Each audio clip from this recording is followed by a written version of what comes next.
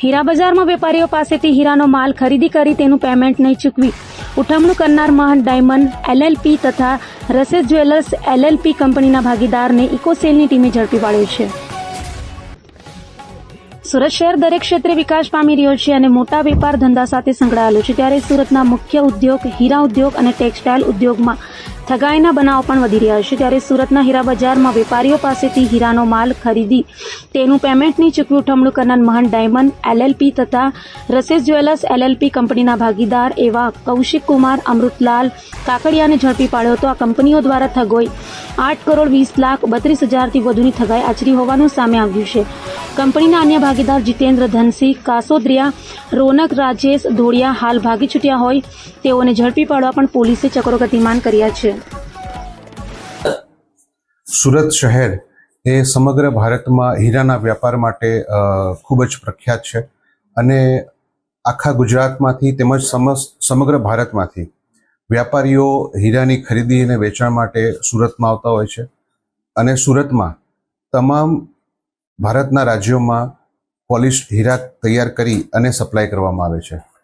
આ જ કારણોસર ખૂબ જ મોટા પ્રમાણમાં વ્યાપાર થાય છે અને અમુક જે ક્રિમિનલ્સ, અમુક આરોપીઓ, ગુનેગારો આ જ વ્યાપારમાં ખોટા લાભ લેવા માટે થઈને આવતા હોય છે।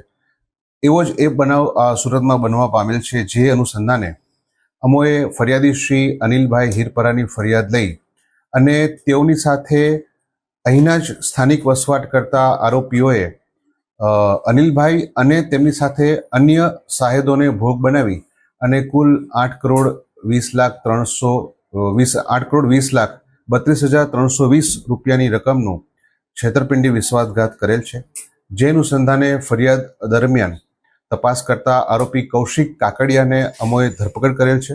હાલ તે રિમાન્ડ ઉપર છે અને આ ગુનામાં અન્ય 2 આરોપીઓ પણ પ્રાથમિક દ્રષ્ટિએ સંડોવાયેલા છે। જે આરોપીઓ પ્રથમથી જ આ શહેર છોડી અને જતા રહેલ છે તેઓની પણ અમારી ધરપકડની તજવીજ ચાલુ છે। છેલ્લા 1 વર્ષમાં ફરિયાદી અને અન્ય સાહેદો સાથે પોતે રેગ્યુલર વ્યવસાય કરી અને વિશ્વાસ કેળવેલો અને ત્યારબાદ ખૂબ જ મોટી રકમમાં હીરાની ખરીદી કરી તેઓએ છેતરપિંડી કરી અને નાસી ગયેલ છે। હાલ પકડાયેલા આરોપી વિરુદ્ધ કોઈ ગુનાહિત ઇતિહાસ કરી? હાલ પકડાયેલા આરોપીનો હાલના તબક્કે પ્રથમ ગુનો નોંધવાનું જણાયેલ છે। આ દરમિયાન અન્ય કોઈ પણ જિલ્લાઓમાં કે રાજ્યમાં તેના વિરુદ્ધમાં કોઈ ગુના નોંધાયેલા છે કે કેમ તેની તપાસ ચાલુ છે।